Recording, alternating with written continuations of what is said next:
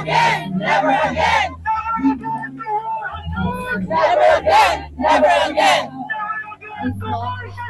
Never again! Never again! Never again! Never again! Ayan na! Ayan na!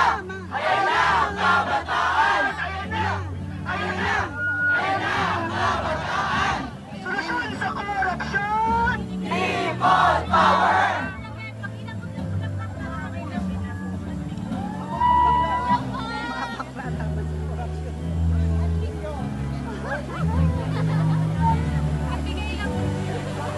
Magandang hapon po mga kasama!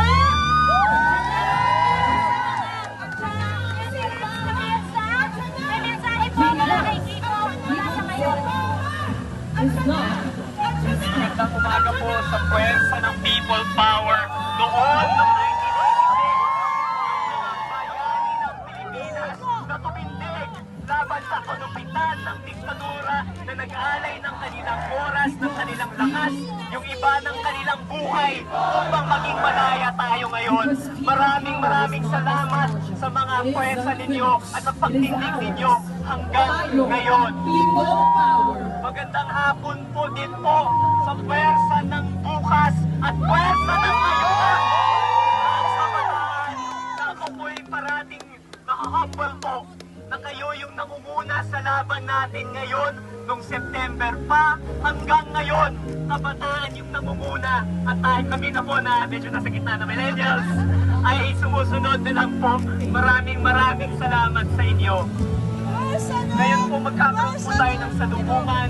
Ito po ay pag-aalay lang po ng kani-kanilang lakas, ng kani-kanilang saloobin, ng ating lungkot din po, pagkalito, takot dito sa kasalukuyang panahon. Pero lalo na po yung ating pag-asa na abot kaya kahit na sobrang dilim ng panahon natin ngayon, abot kaya pa rin po yung kinabukasan na malaya mula sa diktadura, malaya mula sa korupsyon, at malaya mula sa mga dinastiya.